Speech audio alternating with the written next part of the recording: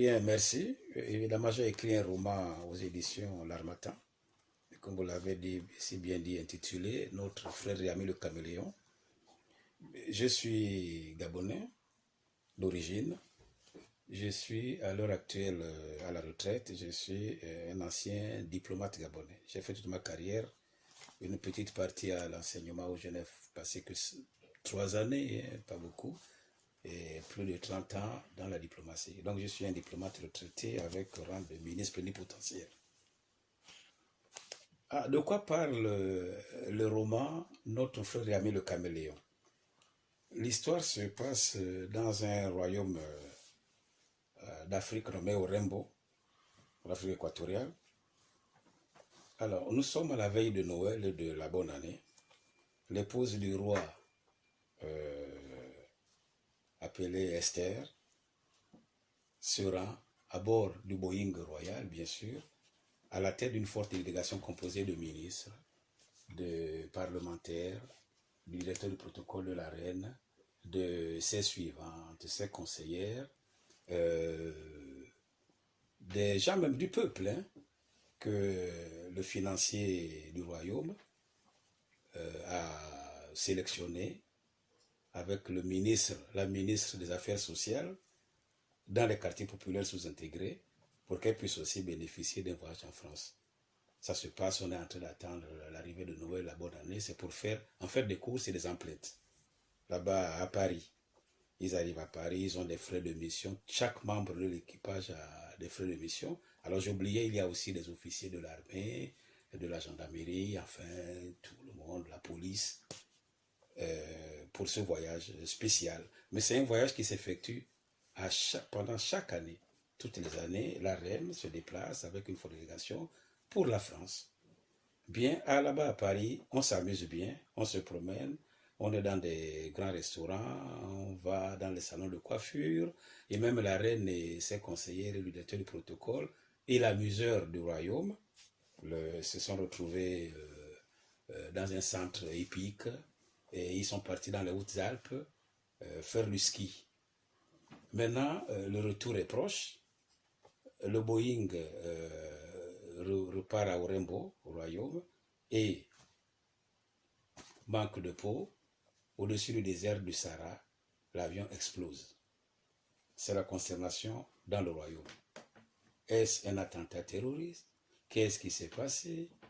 Et une commission internationale pour la découverte de la vérité va être installée dans le royaume avec des experts aussi internationaux, mais il n'y a pas de boîte. La boîte noire n'existe pas, l'avion a été totalement pulvérisé. Voilà un peu l'histoire.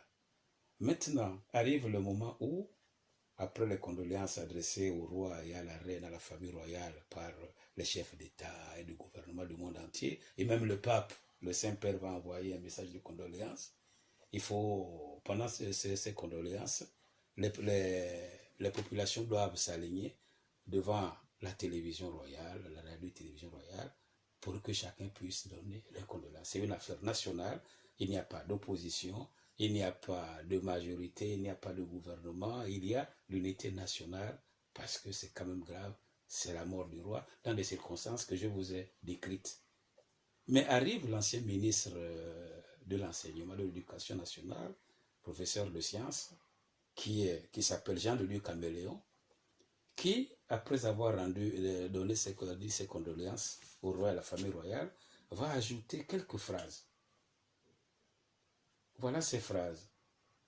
Tout le monde est mortel, gloire, richesse, pouvoir se termine après la mort. Alors ça, ce sont des phrases qui vont irriter au plus haut point le conseiller spécial du roi, duc et père du royaume, le Rembo, qui trouve que c'est une diffamation. On va porter plainte au roi, à Jean-de-Dieu Caméléon, l'ancien ministre, passer à l'opposition parce qu'il voudrait qu'on mette fin à la monarchie. On doit passer à la République.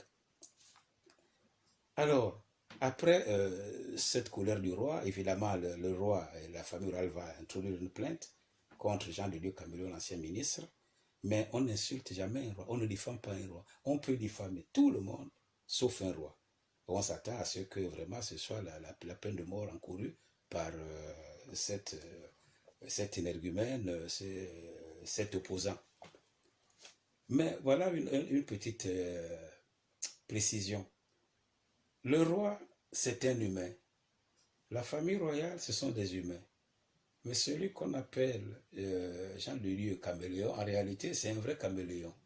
Alors, on est loin là un peu de ce qu'on retrouve dans des fables, je parlais de La Fontaine et tout ça. On est dans des vieux contes africains où on retrouve les humains et les bêtes en même temps. Et Jean de Dieu, c'est un vrai caméléon. Voilà un peu l'originalité du roman. Le royaume, c'est des hommes. Les gens du peuple, il y a là-dedans des lions, des êtres humains, c'est des catégories sociales hein, bien séparées, bien distinctes. Cette démarche est assez originale parce que c'est un peu comme on dirait le temps où les animaux et les hommes pouvaient vivre ensemble. Voilà, il n'y a rien de très symbolique là. C'est simplement que là, si on peut parler de... on parlerait mieux de catégories sociales, c'est-à-dire que les animaux, pendant le procès, les plus forts vont bouffer les animaux les moins forts, bien sûr, les faibles. C'est ce qui se passe un peu là. Mais l'originalité, c'est que nous avons ici une histoire qui est un conte, qui est aussi un roman, mais en même temps où on retrouve des êtres humains et des animaux ensemble et par l'ensemble. Ce n'est pas une histoire, ce n'est pas un conte des animaux qui ont des caractères humains. C'est ça la différence entre le conte et c'est ce roman assez original qui est présenté autrement. Le seul roman, ceux qui disent que c'est une fantaisie politique, bon n'ont pas tort. Hein. Disons que je me suis un peu bien amusé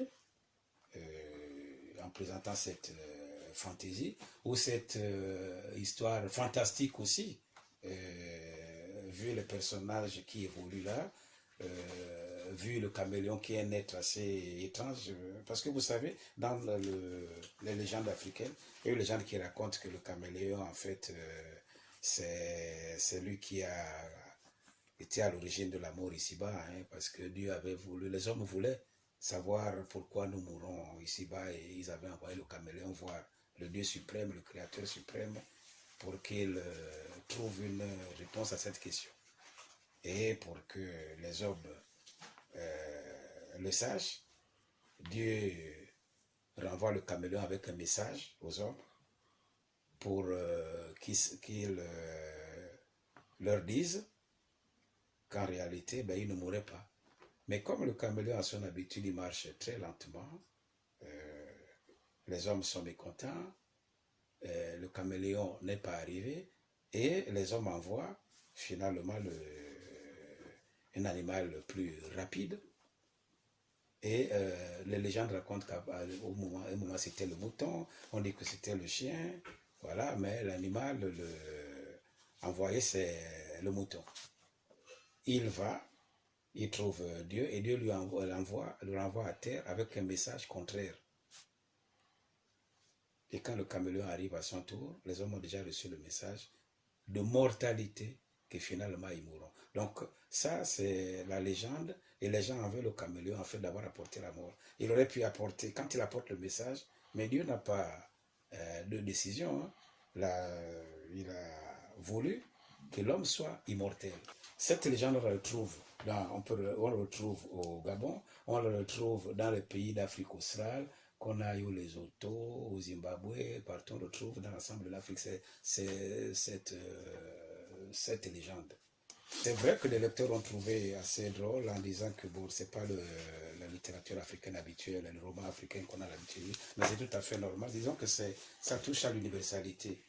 Bon, je voulais dire par là que simplement il fallait innover et la légende elle est bien africaine, le roman il est bien africain, mais on n'a pas l'habitude, on a l'habitude de lire des romans depuis le temps, bon, les écrivains des années 50 avant les indépendances, on a une description de l'Afrique ancienne, l'arrivée, la colonisation, ou bien l'histoire d'un chef d'État dictatorial, la situation de l'Afrique telle que vue pendant la période coloniale. Je ne citerai pas les auteurs, hein, mais qui écrivent l'histoire de jeunes Africains qui vont en ville, confrontés à une nouvelle civilisation occidentale. Ils voient ses valeurs périclitées, voilà, et puis ça finit mal. Bon, tout ça, il y a beaucoup de romans. Et maintenant, c'est dans la période qui est la nôtre, on trouve aussi des romans africains qui racontent l'histoire de l'émigré ou l'émigrant qui vient, voilà, qui cherche à quitter ce pays africain très dur, où il y a la misère, la politique difficile, voilà, qui va en Occident chercher le bonheur. On est dans cette trame-là, on a encore l'autre roman des Africaines qui vivent dans le ménage polygamique. La vie est très dure et puis qui quittent pour trouver le bonheur aussi ailleurs. Mais on n'a pas des histoires qui prennent racine dans les vieilles légendes africaines, les moderniser. Voilà, je raconte l'histoire d'hommes qui sont des humains à côté des bêtes. Et aussi, je fais référence à des auteurs non africains. Par exemple, je parle de l'UNESCO, voilà, qui n'est pas un auteur africain. Voilà, mais tout c'est une histoire assez particulière. Mais je crois qu'elle est africaine, parce qu'il y a des Africains qui l'ont lu, mais qui ont trouvé à travers des légendes, des contes. Parce que l'histoire fourmille de contes et légendes, hein, et avec des réflexions sur la mort, mais tout ça c'est en Afrique, la mort en Afrique, le caméléon qui est accusé d'avoir introduit la mort, tout ça c'est africain. Les romans que j'ai écrits, la vision c'est que je pense que ce roman est ancré dans la réalité actuelle. On n'a pas voulu piquer la curiosité, c'est vrai, mais je voudrais dire que déjà, il y a un attentat dedans, il y a un procès, on va rechercher si c'est un attentat terroriste, on se retrouve là dans le monde d'aujourd'hui. Il y a tout un ensemble de réalités que nous vivons, il y a aussi un point de vue politique, le procès qui est fait contre le royaume, parce que le caméléon voudrait qu'on passe de la monarchie à un royaume, parce que quand vous regardez la vie politique, la réalité politique de nos pays africains, vous avez l'impression que ce sont des royaumes qui sont là en place. Maintenant, les Africains veulent la République, avec les institutions de vraies républiques. Donc, c'est faire un procès à l'inauthenticité du roman, dire que le roman échappe à l'Afrique. Non, je ne crois pas. Ce roman traite un peu de toutes ces questions-là. Les attentats terroristes, les recherches à d'autres niveaux linguistiques, tout ça. Je crois qu'il faut le relire à plusieurs niveaux. Il faut le relire à plusieurs niveaux attentivement. Mais même des jeunes qui l'ont lu ont trouvé leur compte, ils sont beaucoup amusés, on rit beaucoup, on est plongé dans le quartier africain, on rit beaucoup, le comportement des gens, les réflexions sur le refus de la mort, le caméléon qui dit que tout le monde doit mourir, voilà, le roi qui se fâche, tout ça je crois que c'est aujourd'hui, hein, c'est le thème d'aujourd'hui, les gens les Africains ne veulent pas, surtout dans des pouvoirs très durs qui ne veulent pas quitter le pouvoir, même si c'est un royaume, mais celui qui lit, hein, attentivement, c'est qu'il s'agit de l'Afrique. En fait, il s'agit de l'Afrique.